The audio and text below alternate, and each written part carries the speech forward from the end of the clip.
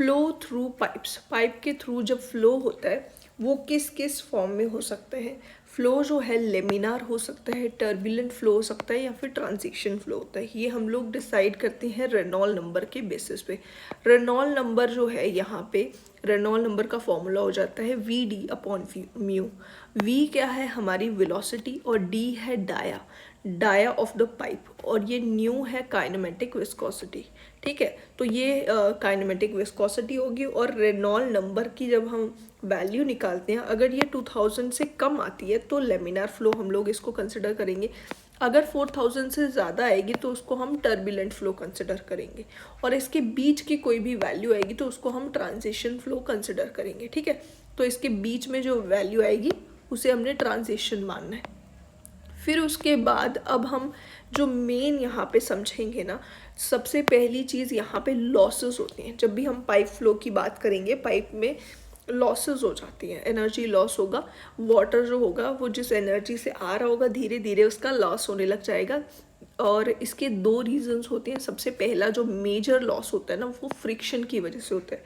Pipe का जो material होगा उसके साथ वाटर जो है वो मतलब उसके साथ डायरेक्ट कांटेक्ट में होता है सरफेस पे। ठीक है, वाटर जो पूरा सरफेस पे होगा वो उसके साथ कांटेक्ट में होगा, तो उसकी वजह से फ्रिक्शन होगी, जिसकी वजह से मेजर लॉस हो जाता है। 90% तक, 80-90% तक हो जाता है। माइनर लॉस 10-20% लगा सकते हैं हम लोग कि माइनर लॉस होती हैं। ठीक है, सबसे पहले जो मेजर लॉस है उसी के बारे में हम लोग बात कर लेते हैं। इसे हम निकाल सकते हैं डार्सी-वेइसबाच फॉर्मूला की हेल्प से। तो यहाँ पे HF जो है ये हमारा हो जाता है हेड लॉस। ये हो जाएगा 4FLV² अपॉन 2GD।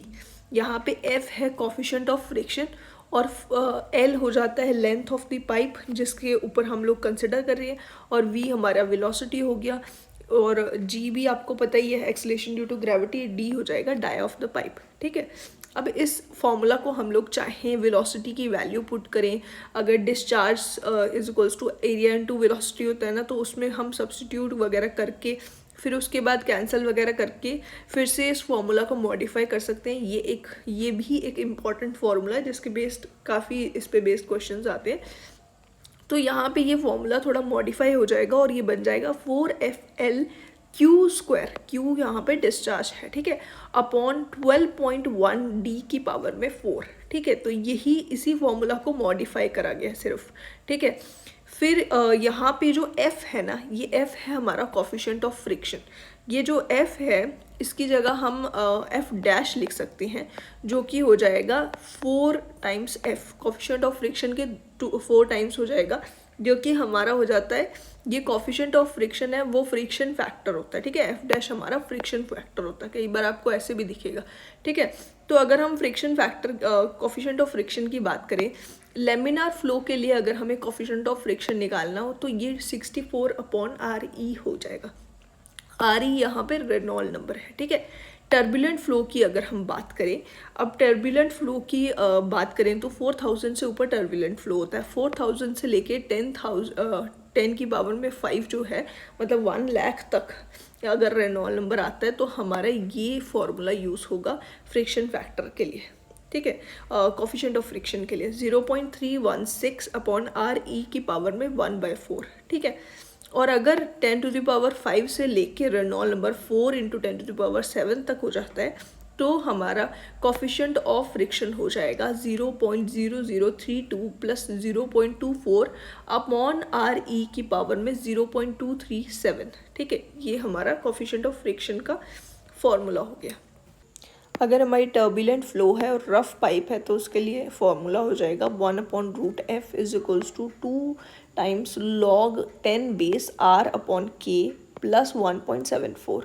अब यहाँ पे R क्या है, R radius of the pipe हो जाएगा, और K हो जाएगी पाइप की एवरेज रफनेस। ठीक है, तो यहाँ पे ये फॉर्मूला हो गया हमारा फ्रिक्शन फैक्टर का फॉर्मूला, डार्सी-वेइसबाच फॉर्मूला है ये। ठीक है, चेजेस फार्मूला से हम लोग हेड लॉस कैसे निकाल सकते हैं। यहाँ पे चेजेस फार्मूला हमें पता है कि वेलोसिटी के लिए V = C√/MI होता है। ठीक है, तो M यहाँ पे हो जाता है एरिया अपॉन पेरीमीटर, और ये आ जाएगा D/4। ठीक है, I जो है ना यहाँ पे ये हो जाता है HF/L, ये हमारा हाइड्रोलिक ग्रेडियंट है।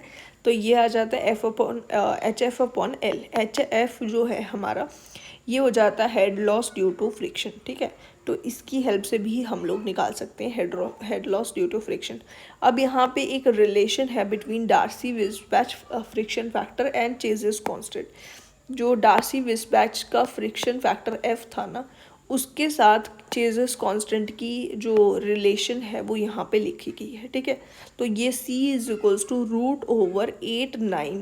√8G/F लिखा हुआ, ठीक है। ये हमारा चेज़र्स कांस्टेंट C है और ये फ्रिक्शन फैक्टर है F, ठीक है, जिसको हमने F' लिखा था। तो ये फ्रिक्शन फैक्टर F' लिख लो आप, ठीक है। तो अगर हम यहाँ पे देखें, हमें एक चीज़ याद रखनी है कि F' जो है ना, अगर आप यहाँ पे फॉर्मूला में देखो, यहाँ पे भी पुट करके आप देख सकते हो, डार्सी-विस्बैच इक्वेशन में भी अगर आप चेक करोगे तो इसमें से भी हमारी वैल्यू जो होगी फ्रिक्शन फैक्टर का जो डायमेंशन है वो M0 L0 T0 आएगी, मतलब इसकी कोई डायमेंशन नहीं होती है। या फिर अगर आप इस वाली इक्वेशन में देख लो, रेनॉल्ड नंबर की कोई डायमेंशन नहीं है, इसीलिए यहाँ पे इसकी भी जो ये फ्रिक्शन फैक्टर है इसकी भी कोई डायमेंशन निकल के नहीं आएगी, क्योंकि ऊपर भी कुछ नहीं है, कांस्टेंट ही है। तो हमारा जो फ्रिक्शन फैक्टर है ना, ये मतलब डायमेंशनलेस होगा और 8 एक कांस्टेंट है। तो C जो है ना हमारा, जो चेज़र्स कांस्टेंट है, इसकी डायमेंशन क्या आएगी? इसकी डायमेंशन हो जाती है √G की जो डायमेंशन होगी। अब G क्या है? एक्सेलेरेशन ड्यू टू ग्रेविटी, मतलब एक्सेलेरेशन वाली डायमेंशन हो जाएंगी यहाँ पे L/√T का स्क्वायर। तो इसका रूट कर दिया तो यहाँ पे L की पावर 1/2 T की पावर -1, ये हमारी हो जाएगी चेज़र्स कांस्टेंट की डायमेंशंस, ठीक है। अब जो माइनर लॉसेस है ना, माइनर लॉसेस जो हैं वो जनरली एडीज़ और टर्बुलेंस की वजह से होते हैं, ठीक है। तो आपको याद रखना है कि माइनर लॉसेस जो हैं वो टर्बुलेंस की वजह से होते हैं, ठीक है। पहला वाला जो मेजर लॉस था वो फ्रिक्शन की वजह से हो रहा था, ये टर्बुलेंस की वजह से हो रहे हैं। अब यहाँ पे सबसे पहला लॉस आ जाता है सडन एक्सपेंशन लॉस। हमारी पाइप जो है इसमें वाटर फ्लो कर रहा था, इसका डाया छोटा था पहले और एकदम से डाया जो है पाइप का इंक्रीज़ हो गया, ठीक है। तो इसकी वजह से जो हमारा एनर्जी लॉस होगा उसको हमें निकालना है, यहाँ पे हम डिराइव करेंगे इसे। तो यहाँ पे सबसे पहले हम लोग क्या करेंगे, हम यहाँ पे एक कंट्रोल वॉल्यूम को कंसिडर करेंगे और इम्पल्स मोमेंटम इक्वेशन को अप्लाई करेंगे, ठीक है। इम्पल्स मोमेंटम इक्वेशन जो है, जब उसको हम अप्लाई करेंगे तो net force which is acting on the control volume in the direction of flow is equals to change in the momentum flux. अब यहाँ पे नेट फोर्स जो इसके ऊपर एक्ट करी होगी इस कंट्रोल वॉल्यूम पे, वो हमारी हो जाएगी चेंज इन मोमेंटम फ्लक्स के बराबर, ठीक है। तो यहाँ पे सबसे पहले फोर्स, प्रेशर जो होता है, pressure is equals to force upon area होता है, तो प्रेशर इनटू एरिया जो होगा वो हमारा फोर्स हो जाएगा यहाँ पे। अगर हम इस कंट्रोल वॉल्यूम को देखें, यहाँ पे ये जो वाटर है, ये अंदर जो वाटर है और एक बाहर वाली साइड से इस कंट्रोल वॉल्यूम के जस्ट बाहर जो वाटर है। अब हम देख रहे हैं कि फोर्स जो इसके ऊपर आ रही है, इस कंट्रोल वॉल्यूम के ऊपर जो आ रही है फोर्स सॉरी, तो जो इसके ऊपर आ रही है फोर्स, तो ये जो पीछे वाला फ्लूइड होगा ना जो इसको पुश कर रहा होगा, ठीक है। तो हम कंसिडर कर लेते हैं कि P1 फोर्स से वो इसको प्रेशर से इसको वो पुश कर रहे हैं, ठीक है।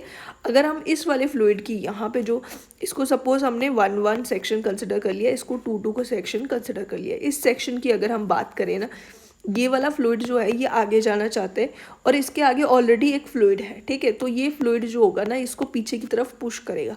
तो यहाँ पे जो प्रेशर आएगी ना उसको हम P2 कंसिडर कर लेते हैं, ठीक है। इसके सिवाय जब ये वाटर फ्लो करता है ना, ये पता किस तरीके से फ्लो करेगा। यहाँ पे पहले मैं इसको हटा देती हूँ, ये जो हमारा लिक्विड है यहाँ पे ये इस तरीके से फ्लूइड फ्लो करेगा। इस वाले पोर्शंस पे ये वाटर नहीं पहुँच पाएगा, इस एजेस पे मतलब ये खाली होंगे और इसकी वजह से प्रेशर जनरेट होगा। अब इसकी वजह से जो प्रेशर इस फ्लूइड पे आ रहा है ना, इसकी मतलब इस फ्लूइड को ये पुश कर रहा है, ठीक है। तो इसकी वजह से भी जो फ्लूइड आ रहा है ये इसको पुश कर रहा है, तो ये आगे की तरफ इस तरीके से होगा, ठीक है। तो यहाँ पे इसको हमने P' कंसिडर कर लिया इस वाले प्रेशर को। तो हमारा जो फोर्स हो जाएगी, नेट फोर्स कैसे आएगी, नेट फोर्स हो जाएगी P1 इंटू A1। यहाँ पे सपोज इस शॉर्ट वाली पाइप का डाया जो है मतलब एरिया जो है वो A1 है, ठीक है। और जो हमारी लार्जर वाली पाइप है उसका हमने एरिया A2 कंसिडर कर लिया, ठीक है। तो P1 A1 हो गया प्लस P'। अब यहाँ पे इस पॉइंट पे, जस्ट इस पॉइंट पे जब एक्सपेंशन हो रही है उस टाइम पे हमने कंसिडर कर लिया कि एरिया जो है वो P2 माइनस P1 हो गया, ठीक है। तो ये हमारा जो है P2 minus A2 minus A1, ये एरिया जो है A2 माइनस A1 हो गया, सॉरी मैंने P2 माइनस P1 बोल दिया शायद। तो एरिया A2 माइनस A1 हो गया, तो ये A2 minus A1 into P dash हो गया प्रेशर। फिर माइनस कर रहे हैं P2 इंटू A2, ठीक है। तो ये हमारी आ गई फोर्स, जो नेट फोर्स इसके ऊपर एक्ट कर रही है। अब इसको इक्वेट करना है मोमेंटम फ्लक्स से। तो पहले तो मैं बता देती हूँ मोमेंटम फ्लक्स क्या हो जाता है। पहले तो हमारा मोमेंटम क्या होता है, मोमेंटम होता है ना मास इनटू वेलोसिटी, जो आपने पढ़ा होगा स्कूल में भी। अब यहाँ पे एक टर्म आ जाती है मोमेंटम फ्लक्स, जो होता है ना वो होता है m dot v into V, mass जो mass rate of flow into velocity. अब मास रेट ऑफ फ्लो का मतलब क्या है, ये होता है change in mass per unit time, ठीक है। अब इसी को अगर हम रीअरेंज करेंगे तो इसको हम रो ए वी लिख सकते हैं, ठीक है, density into area into velocity, ठीक है। तो इस तरीके से हम लिख सकते हैं। और या फिर इसको हम और अगर रीअरेंज करें, पहले तो मास को अगर आप लिखो तो मास को density is equals to mass upon volume होता है, तो मास हो जाएगा डेंसिटी इंटू वॉल्यूम, ठीक है। तो density into volume upon time, density into volume upon time यहाँ पे हमारे पास है, ठीक है। तो अगर हम चाहें, हमारा जो वॉल्यूम अपॉन टाइम है ना, इसको हम डिस्चार्ज लिख सकते हैं। तो ये आ जाएगा डेंसिटी इंटू डिस्चार्ज, ठीक है। तो यहाँ पे हमें m डॉट की वैल्यू हम लोग लिख रहे हैं, m डॉट यानी कि मास रेट ऑफ फ्लो हमारा जो है, ठीक है। तो मोमेंटम फ्लक्स क्या हो जाएगा, और रो क्यू इंटू वी, ठीक है, ये हमारा मोमेंटम फ्लक्स हो गया।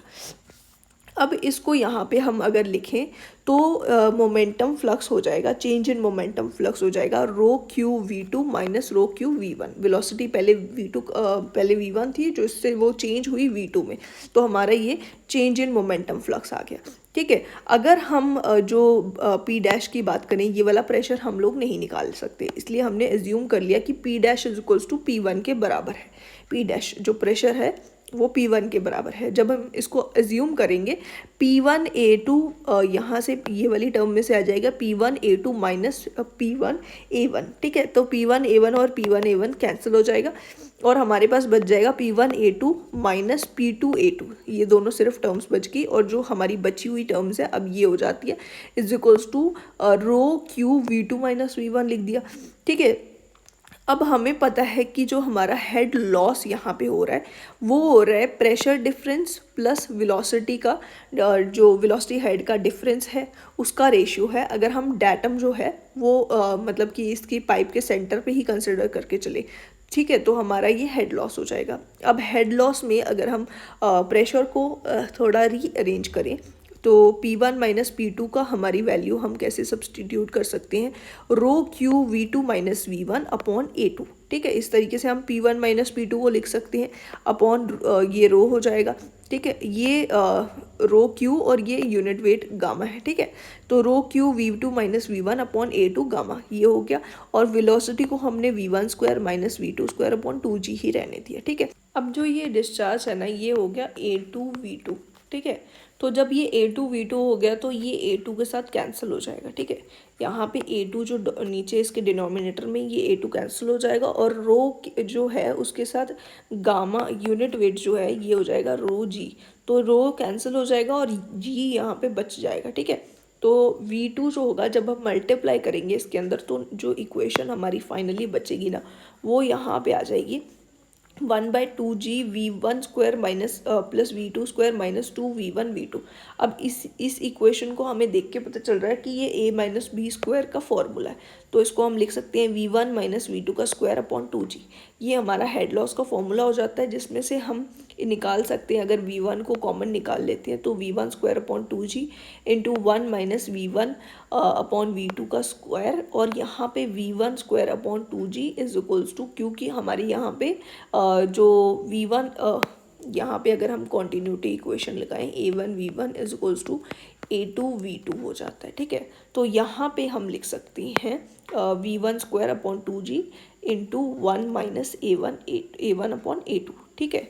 तो ये हो जाएगा HL जो कि हेड लॉस है। और यहाँ पे हम देख सकते हैं कि A1 और A2 जो है, क्योंकि ये एरियाज है, पाइप का एरिया जो होगा वो कांस्टेंट ही रहने वाला, इसलिए ये एक कांस्टेंट है, हमने इसको K कंसिडर कर लिया, K into V1² upon 2G। ठीक है, ये हमारा हो जाएगी फाइनल जो फॉर्मूला है हेड लॉस का। ठीक है, ये हमारा एक्सपेंशन लॉस का फॉर्मूला हो गया। सेम वे में सडन कॉन्ट्रैक्शन जो है ना, उसका फॉर्मूला भी निकल सकता है। अब सडन कॉन्ट्रैक्शन में क्या होता है, वाटर इस तरीके से आ रहा था और सडनली हमारी पाइप जो है उसका साइज़ जो है वो डिक्रीज़ हो गया। अब डिक्रीज़ होने की वजह से क्या होगा, पाइप के अंदर जो वाटर मूव कर रहा होगा ना, वो इस तरीके से पहले कॉन्ट्रैक्ट करेगा। ठीक है, वो थोड़ा और कॉन्ट्रैक्ट करेगा। ठीक है, जैसे साइज़ छोटा हुआ जिसकी वजह से वाटर ने थोड़ा और कॉन्ट्रैक्ट करा, और कॉन्ट्रैक्ट करके फिर उसने एक्सपैंड करना है। ठीक है, मतलब कुछ इस तरीके का मतलब डायग्राम बनेगी। मतलब यहाँ पे एक वीना कॉन्ट्रैक्टा आएगा, जो सबसे मिनिमम साइज़, जो मतलब कॉन्ट्रैक्शन के टाइम पे सबसे कम साइज़ जो यहाँ पे होगा ना वाटर का, मतलब जो डाया होगा सबसे कम, एक तरह से हम कंसिडर कर सकते हैं कि ये जो वाटर है सबसे कम जो एरिया से निकलेगा उसको हम बोलेंगे वीना कॉन्ट्रैक्टा।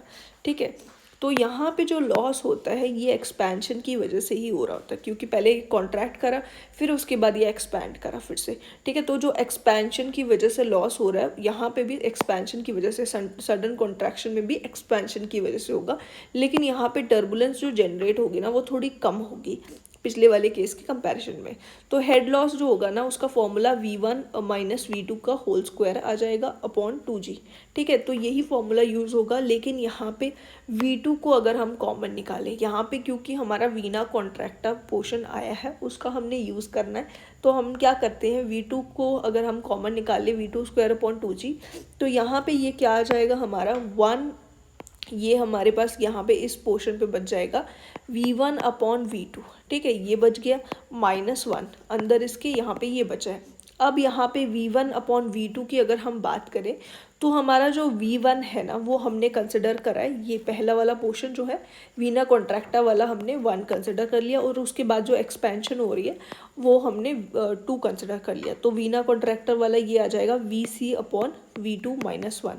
अब ये जो है ना, क्योंकि हमें पता है कि एरिया और जो वेलोसिटी है उसके लिए रिलेशन हमें पता है, AC/VC is equals to A2V2। ठीक है, ये हमारा फॉर्मूला हो जाता है क्योंकि कॉन्टिन्यूटी इक्वेशन की वजह से।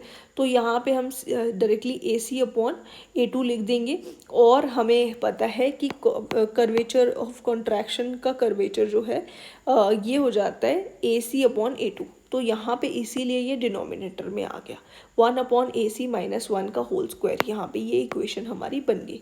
ठीक है, अब यहाँ पे 1 अपॉन CC जो है कर्वेचर ऑफ कॉन्ट्रैक्शन, कर्वेचर जो है ये कर्वेचर ऑफ कॉन्ट्रैक्शन हो जाएगा एक कांस्टेंट। ठीक है, तो 1 अपॉन CC माइनस 1 का स्क्वायर एक कांस्टेंट है, इसको हमने K लिख दिया, और ये K times V2² upon 2G हो गया। अब ये जो K है ना, इसकी वैल्यू अप्रॉक्सीमेटली हम लोग क्या कंसिडर कर सकते हैं, 0.5। ठीक है, तो ये जो है ये केस जो होगा इसमें 0.5 K की वैल्यू आ सकती है, और ये हमारा फॉर्मूला हो जाएगा HL is equals to K V2² upon 2G। पहले वाले केस में HL is equals to V1² upon 2G था और K था, यहाँ पे ये जो K है ना इसकी वैल्यू 0.5 नहीं होती है। ठीक है, तो ये भी ध्यान रखना है, इसकी वैल्यू ज़्यादा आएगी। ठीक है, फिर उसके बाद loss eight entry into the pipe, pipe के अंदर जब एंट्री होती है, जब इस तरीके से ये हमारी रेजर्वोयर से जब पाइप की तरफ एंट्री होगी वाटर की, तो यहाँ पे एक शार्प बेंड होगा, अगर इस तरीके से शार्प बेंड होगा तो उसकी वजह से टर्बुलेंस जनरेट होगी, और फॉर्मूला हमारा हो जाएगा head loss is equals to K times V² upon 2G। तो यहाँ पे ये जो K है ना इसको भी हम 0.5 ले सकते हैं। ठीक है, अगर यहाँ पे ये कर्व्ड पोर्शन होता ना तो इतनी टर्बुलेंस जनरेट नहीं होती। फिर उसके बाद अगर loss due to exit from the pipe, pipe से जब एग्जिट कर रहा है वाटर, ठीक है, इस तरीके से ये निकल के जा रहा है, पाइप से एग्जिट कर रहा है, उस टाइम पे जो लॉस होता है ना उसको हम लिख सकते हैं HL is equals to K V² upon 2G। Same ही फॉर्मूला है, लेकिन यहाँ पे K जो कॉन्स्टेंट होगा ना उसकी वैल्यू हम अप्रॉक्सीमेटली 1 ले सकते हैं, और ये जो K है ये होता है काइनेटिक एनर्जी करेक्शन फैक्टर, और ये टर्बुलेंट फ्लो के लिए काइनेटिक एनर्जी करेक्शन फैक्टर जो है वो यहाँ पे हम लोग यूज़ करते हैं। ठीक है, फिर उसके बाद loss due to bend and pipe fittings और बेंड की वजह से जो लॉस होता है वो हो जाता है HL=KV²/2G। ठीक है, तो यहाँ पे K जो कांस्टेंट होगा वो पाइप फिटिंग पे। अब हम हाइड्रोलिक ग्रेडियंट और टोटल एनर्जी लाइन के बारे में बात करेंगे। हाइड्रोलिक ग्रेडियंट लाइन को हम प्रेशर हेड भी बोल सकते हैं, पीजोमेट्रिक हेड भी बोल सकते हैं। पीजोमेट्रिक हेड होता है pressure head plus datum head, ये आपको पता होगा। और उसी को मतलब इन pressure head plus datum head वाली जो लाइन होगी ना, इसको ज्वाइन करके दोनों का सम करके जो लाइन बनती होगी उसी को हम हाइड्रोलिक ग्रेडियंट लाइन बोल देते हैं। पीजोमेट्रिक हेड वाली जो लाइन है वो हमारी हाइड्रोलिक ग्रेडियंट लाइन हो जाती है। टोटल एनर्जी लाइन हमारी pressure head plus datum head plus kinetic head, जो तीनों को सम करके मिलती है ना, वो हमारी टोटल एनर्जी लाइन होती है। और ये हमेशा फॉलिंग होगी, मतलब ये कभी भी ऊपर नहीं जाएगी। ठीक है, और फिर उसके बाद ये ऊपर कब जा सकती है, अगर यहाँ पे हम कोई पंप वगैरह लगा दें। ठीक है, तो उससे एक्सटर्नल सोर्स ऑफ एनर्जी उसको मिल गया जिसकी वजह से ये राइज कर सकती है, नहीं तो अदरवाइज ये हमेशा फॉल करेगी। अगर हम फ्लो की बात करें तो यहाँ पे अगर हम इस डायग्राम में देखें, इस तरीके का एक साइफोनिक फ्लो होता है। ठीक है, तो यहाँ पे ये जो पोर्शन है जिसको हम बोल सकते हैं समिट। ठीक है, इस पॉइंट पे जो प्रेशर होता है वो नेगेटिव प्रेशर होता है। ठीक है, तो यहाँ पे maximum height of summit of siphon to prevent cavitation should be, क्या मैक्सिमम हाइट हो सकती है ताकि कैविटेशन ना हो, उससे ज़्यादा हाइट नहीं होनी चाहिए। मैक्सिमम हाइट 7.5 मीटर तक की हो सकती है। ठीक है, at pipe exit hydraulic gradient line coincide with the pipe surface as pressure head is 0। जो हमारी पाइप है जब एग्जिट हो रहा होगा उस टाइम पे hydraulic gradient line coincide with the pipe surface, pipe के सरफेस के साथ हाइड्रोलिक ग्रेडियंट लाइन जो होगी ना वो कोइंसाइड करेगी। And as pressure head is 0, यहाँ पे प्रेशर हेड 0 हो जाएगा। ठीक है, तो इसके साथ ये हमारी पाइप जो है ना वो इस तरीके से यहाँ पे आएगी, मतलब इसका जो सरफेस होगा वो कोइंसाइड करेगा। हाइड्रोलिक ग्रेडियंट लाइन यहाँ पे ग्रीन कलर में दिखाई गई है। ठीक है, ये इस तरीके से ग्रीन कलर में दिखी हुई है। अब यहाँ पे अब अगर हम इस डायग्राम को पहले प्रॉपरली डिस्कस कर लेते हैं। यहाँ पे आपको दिख रही है एक हाइड्रोलिक ग्रेडियंट लाइन और एक टोटल एनर्जी लाइन। ठीक है, यहाँ पे अगर हम देखें, सबसे पहले ये वाटर था। ठीक है, एक जगह से हम दूसरी जगह लेके जा रहे हैं थ्रू अ पाइप, और यहाँ पे एक साइफन बन रहा है। ठीक है, इस साइफन में वाटर जो होगा वो ग्रेविटी के अंडर फ्लो करेगा। यहाँ पे क्या होगा कि वाटर जो है वो इस तरीके से मूव कर रहा है, लेकिन यहाँ पे अगर हम बात करें पीजोमेट्रिक हेड और जो हम मतलब पीजोमेट्रिक हेड वाली जो लाइन है प्रॉपर उसको ज्वाइन करते हुए चलें, तो यहाँ पे इस तरीके से हमारी जो ग्रीन वाली ये जो डायग्राम है ये हमारी हाइड्रोलिक ग्रेडियंट लाइन की बन जाएगी। ठीक है, ये जो शुरुआत में आपको दिख रहा है ये due to establishment of the flow, यहाँ पे इस तरीके का कुछ कर्व्ड सा पोर्शन आपको दिख रहा है डायग्राम में। ठीक है, तो उसके बाद क्या होता है, यहाँ पे ये वाटर जो है वो फ्लो कर रहा है, उसके साथ साथ हमारी जो हाइड्रोलिक ग्रेडियंट लाइन है वो डिक्रीज होती जा रही है धीरे धीरे धीरे धीरे। ठीक है, फिर उसके बाद एक पॉइंट आता है जब पाइप और इस हाइड्रोलिक ग्रेडियंट लाइन जो होगी ये कोइंसाइड करेगी। ठीक है, इस पॉइंट पे हम प्रेशर हेड जो होगा ना हमारा 0 हो जाएगा, और इसके बाद मतलब इससे पहले प्रेशर हेड हमारा पॉजिटिव था, अब ये 0 हो गया। फिर उसके बाद क्या होता है, हमारी वाटर जो होगा वो ऊपर की तरफ मूव करता है और फिर इस पॉइंट पे जो टॉप पॉइंट है यहाँ पे पहुँचता है, फिर उसके बाद फिर से डाउनवर्ड मूव करने लग जाता है। मतलब ये ऊपर की तरफ जैसे जैसे जा रहा है ना वाटर, मतलब यहाँ से ऊपर की तरफ जा रहा है तो ये और ज़्यादा मतलब नेगेटिव होता जा रहा है, धीरे धीरे ऊपर नेगेटिव वैल्यू हमारी बढ़ती जा रही है। और जब ये समिट में पहुँचेगा उसके बाद ये वैल्यू फिर से डिक्रीज होने लग जाएगी, ये नीचे आ जाएगा। फिर से ये पाइप और हाइड्रोलिक ग्रेडियंट लाइन जिस पॉइंट पे मिलेंगे, इस पॉइंट को अगर हम बोलें हाइड्रोलिक ग्रेडियंट लाइन के ऊपर ही ये पॉइंट होगा। ठीक है, यहाँ पे तो ये जो पॉइंट है ना इसको हम इसकी बात कर रहे हैं, ये पॉइंट थोड़ा सा साइड में यहाँ पे शो करा गया है। तो ये इस पॉइंट की हम लोग बात करें, ये इस हाइड्रोलिक ग्रेडियंट लाइन के ऊपर होगा ये पॉइंट। फिर से यहाँ पे प्रेशर हेड जो होगा ना वो हमारा 0 हो जाएगा, और फिर से अब ये जो वाटर होगा इसके नीचे जो वाटर फ्लो कर रहा है ये सारा का सारा पॉजिटिव प्रेशर होगा इस मतलब इससे नीचे वाले वाटर में। मतलब हाइड्रोलिक ग्रेडियंट लाइन के ऊपर का जो प्रेशर होता है वो हमेशा नेगेटिव होता है, उसके नीचे जो प्रेशर होता है वो पॉजिटिव होता है। और अगर उसके अलोंग जो वाटर मूव करेगा ना हाइड्रोलिक ग्रेडियंट लाइन के अलोंग, तो हमारा प्रेशर हेड 0 हो जाता है। ठीक है। तो ये प्रेशर, ये जो हाइड्रोलिक ग्रेडियंट लाइन है एंड में आके यहाँ पे इस पॉइंट पे इसके सरफेस के साथ यहाँ पे ये मिल जाएगी। ठीक है, यहाँ पे ये ग्रीन कलर की लाइन पूरी आपको एंड तक दिख रही होगी, यहाँ पे ये मिल जाती है आके सरफेस के साथ। ठीक है, वाटर के सरफेस के साथ। तो यहाँ पे यही लिखा होगा कि flow above the hydraulic gradient line, pressure जो होगा वो नेगेटिव हो जाएगा, उसमें गेज प्रेशर जो होता है वो नेगेटिव हो जाता है। एब्सोल्यूट प्रेशर जो होगा वो इसका और एटमॉस्फेरिक प्रेशर का सम हो जाता है सिंपली। ठीक है, flow below hydraulic gradient line जो होगा ना वो पॉजिटिव होगा, वो हमारा गेज प्रेशर जो होगा वो पॉजिटिव होगा।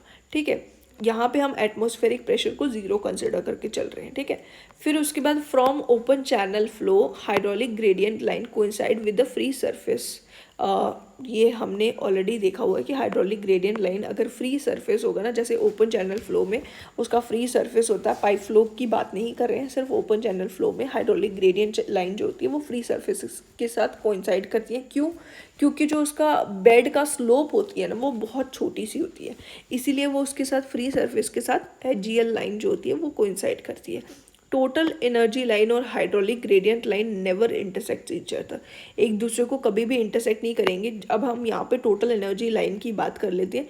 ये जो आपको रेड कलर में लाइन दिख रही है ना, ये हमारी टोटल एनर्जी लाइन है। ठीक है, ये रेड लाइन आपको दिख रही है इस तरीके से, पहले एनर्जी हाई थी, फिर धीरे धीरे डिक्रीज होती गई और फिर उसके बाद एक पॉइंट आएगा यहाँ पे जब हमारा सडन, आपको दिख रहा है कि यहाँ पे वाटर जो है वो सडनली एनलार्ज हुई है हमारी सेक्शन। ठीक है, यहाँ पे इस पॉइंट पे ये सडनली एनलार्ज हुई है, इसलिए हमारी इसमें सडन डाउनवर्ड आपको हाइड्रोलिक ग्रेडियंट लाइन जो है वो दिख रही है। ठीक है, फिर उसके बाद ये वाटर सरफेस के साथ कोइंसाइड कर जाती है। यहाँ पे आपको इस पॉइंट पे दिखेगा कि हाइड्रोलिक ग्रेडियंट लाइन और टोटल एनर्जी लाइन दोनों एक तरह से मीट कर रही है। इसको कोइंसाइड करना या फिर इसको इंटरसेक्ट करना नहीं कहेंगे, इसको मीट करना कहेंगे कि ये दोनों मिल जाती हैं इसके सरफेस पे आके। ठीक है, इस पॉइंट पे तो ये हमारी टोटल एनर्जी लाइन होगी और इसके बारे में यही लिखा हुआ कि इंटरसेक्ट नहीं करती हैं। लेकिन ये जब मतलब ओपन चैनल फ्लो हो गया या फिर ये जब ये लास्ट में जब हमारा वाटर स्टेशनरी होगा जिस टाइम पे, उस टाइम पे ये वाटर जो है दोनों लाइंस मीट कर जाती हैं। ठीक है, अदर देन द स्टेशनरी, मतलब स्टेशनरी के सिवाय ये इंटरसेक्ट कभी नहीं करेंगे। ठीक है, पाइप फ्लो में ये कभी इंटरसेक्ट नहीं करेंगी। ठीक है, तो यहाँ पे टोटल एनर्जी लाइन के बारे में भी हमने बात कर लिया। अब एक और चीज़ कि इनके बीच में जो डिफरेंस होता है ना, क्योंकि ये जो हमारा हाइड्रोलिक ग्रेडियंट लाइन है वो क्या है, वो हमारी प्रेशर हेड का और डेटम हेड का दोनों का सम है। Total energy line pressure head, datum head और काइनेटिक हेड जो है दोनों तीनों का सम है, इसलिए यहाँ पे काइनेटिक हेड जो है वो इनका डिफरेंस हो जाता है, इनके बीच का डिफरेंस, यानी कि v²/2g जो है वो इनके बीच का डिफरेंस। अब जो फ्लो थ्रू पाइप्स है ना वो सीरीज़ में हो सकता है, मतलब एक के बाद एक जो पाइप्स होती हैं, ठीक है, वो सीरीज़ में हो सकता है या फिर पैरेलल हो सकता है कि 2-3 पाइप्स जो है वो एक साथ पैरेलली वो फ्लो कर रही हैं। ठीक है, उसके अंदर वाटर है, तो इस तरीके से फ्लो हो सकता है। अब सीरीज़ में जब पाइप में फ्लो होता है ना तो डिस्चार्ज जो होता है वो हमारा सेम ही होता है। जैसे जो इस पाइप में जो डिस्चार्ज होगा ना वो दूसरी वाली आगे वाली पाइप में चला जाएगा और वही डिस्चार्ज अगली वाली उससे अगली वाली में चला जाएगा, तो इसीलिए डिस्चार्ज यहाँ पे सेम ही होगा। A1V1 = A2V2 = A3V3 अगर हमारी 3 पाइप्स है यहाँ पे। ठीक है, अब जो कोफिशिएंट ऑफ फ्रिक्शन या फिर जो फ्रिक्शन फैक्टर है ये जो है ये भी हमारे सेम हो जाते हैं यहाँ पे। लेकिन जो हेड लॉस होगा ना, जो मतलब पहली वाली पाइप में जो हेड लॉस हो गया, सपोज ये हमारी पहली पाइप है, इसमें जो हेड लॉस हो गया, अब वो अगली वाली पाइप में जब हम वाटर जाएगा तो उसमें भी तो कुछ ना कुछ हेड लॉस होगा, फिर उससे अगली में जाएगा उसमें भी कुछ ना कुछ हेड लॉस होगा। तो मतलब कि हेड लॉस जो है वो इक्वल नहीं होता है, वो हेड लॉस जो है वो ट्रांसफ़र होता जाएगा और टोटल हेड लॉस हमारा सम हो जाएगा of the head loss in all the 3 pipes. ठीक है, तो ये हमारे हो जाता है सीरीज़ पाइप के बारे में बात। ठीक है, तो हेड लॉस का फॉर्मूला हमें पता है, तो इस तरीके से हम इक्वेशन बना के भी लिख सकते हैं। ठीक है, अब हम पैरेलल पाइप्स की अगर बात करें तो डिस्चार्ज जो है, अगर यहाँ पे ये अगर मैं प्रॉपरली ही नेटवर्क बना देती हूँ, ये हमारी पाइप्स हैं। ठीक है, ये 3 पाइप्स आ रही हैं और यहाँ से ये आगे एक पाइप में सपोज ये कन्वर्ट हो गए। अगर हम यहाँ पे देखें, सपोज ये Q1 आ रहा है, यहाँ पे Q2 आ रहा है, इसमें से डिस्चार्ज Q3 आ रहा है, तो इस पॉइंट पे जो डिस्चार्ज आएगा वो इन तीनों का सम होगा। ठीक है, इन तीनों का सम ही हो जाएगा। तो इसके अंदर जो डिस्चार्ज होता है वो सम हो जाता है, मतलब सभी का सम जो होता है वो टोटल डिस्चार्ज ये लोग मतलब ये सारी की सारी पाइप्स कैरी कर रही होती हैं, ठीक है। इसमें कुछ ना कुछ हेड लॉस वगैरह होगा, बट अगर हम बहुत माइनर हेड लॉस कंसिडर करके चलें तो ये सारे डिस्चार्ज जो होंगे इसका सम हो जाएगा सिंपली, ठीक है, पैरेलल पाइप्स में। और हेड लॉस जो होता है ना, इसमें हेड लॉस इक्वल कंसिडर करा जाता है कि तीनों पाइप्स में इक्वल हेड लॉस हुआ है, ठीक है। अगर हम थर्ड पाइप के लिए भी यहाँ पे लिखना चाहें तो हम ये लिख सकते हैं कि थर्ड पाइप में भी सेम हेड लॉस हुआ है, ठीक है। और हेड लॉस का हमें फॉर्मूला पता है तो उसको हम इस तरीके से लिख सकते हैं। इसके बाद हमारे पास आ जाती है कंपाउंड पाइप। कंपाउंड पाइप और इक्विवेलेंट पाइप के बारे में यहाँ पे हम लोग बात करते हैं। कंपाउंड पाइप क्या है कि अलग अलग पाइप्स हैं, इस तरीके से अलग अलग साइज़ की पाइप है, ठीक है, इसका अलग अलग साइज़ है। अब इस पाइप को, कंपाउंड पाइप को हम इक्विवेलेंट पाइप में कन्वर्ट करते हैं। इसको जब हम इक्विवेलेंट पाइप में कन्वर्ट करेंगे तो हम ये कंसिडर करेंगे कि जो डिस्चार्ज कंपाउंड पाइप का था वही सेम डिस्चार्ज इक्विवेलेंट पाइप का भी होता है, ठीक है।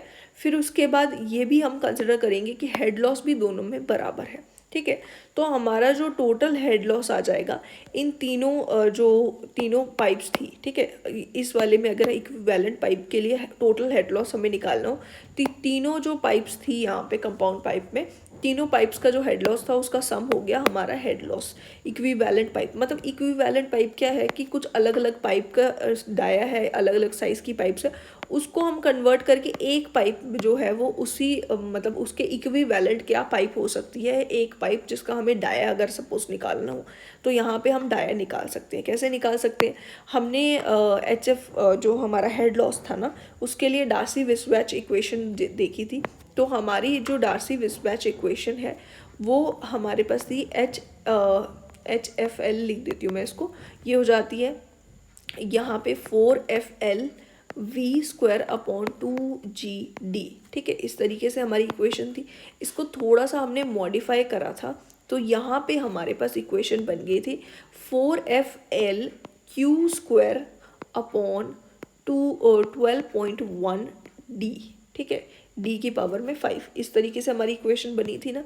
ये हमारी इक्वेशन जो शुरुआत में बिल्कुल हमने स्टार्टिंग में डिस्कस करी थी 4FL² / 12.1D की पावर में 5, यही इक्वेशन थी हमारी।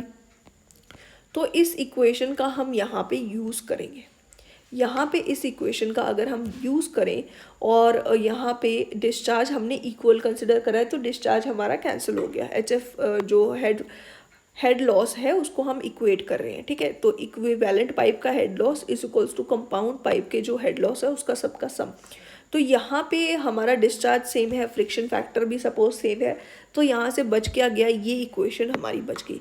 लेंथ जो है, जो इक्विवेलेंट पाइप की लेंथ होगी अपॉन जो इक्विवेलेंट पाइप का डाया होगा उसकी पावर में 5 इज इक्वल्स टू सारी अलग अलग पाइप्स जो है कंपाउंड पाइप उसका सबका लेंथ अपॉन डाया की पावर में 5, ठीक है। इस सब का सम कर देना है और ये इक्वेशन बहुत ज़्यादा यूज़ करी जाती है। आपको कई बार पूछ लिया जाएगा कि इक्विवेलेंट पाइप का डाया क्या होगा, अगर हमारे पास अलग अलग लेंथ दी हुई है और इक्विवेलेंट पाइप की भी लेंथ दे दी जाएगी, ठीक है। लेंथ और डाया दिया होगा बाकी कंपाउंड पाइप्स का और इक्विवेलेंट पाइप की एक लेंथ दे दी जाएगी या फिर डाया दे दिया जाएगा, लेंथ फाइंड आउट करने के लिए कहा जाएगा।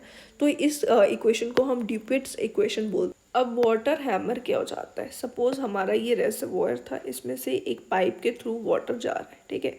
यहाँ पे ये एक गेट वॉल्व लगी हुई है, सपोज ये पहले ओपन थी और वाटर इजीली फ्लो कर रहा था, सडनली इसको हम क्लोज कर देते हैं। इसको हम क्लोज करते हैं, क्या होगा कि यहाँ से ये वाटर मूव करता है, यहाँ जैसे ही इसके साथ टकराता है फिर ये एक वेव जो है ये पीछे की तरफ जाती है, ठीक है। यहाँ से वेव निकल के पीछे की तरफ जाएगी और ये फिर से पीछे जाने की कोशिश करेगा वाटर, फिर वाटर को फिर से पुश करेंगे यहाँ से, मतलब पीछे वाला वाटर पुश करेगा फिर ये आगे जाएगा, मतलब इस तरीके से पूरी वेव्स चलती रहेंगी। उसी को कहा जाता है वाटर हैमर, ठीक है।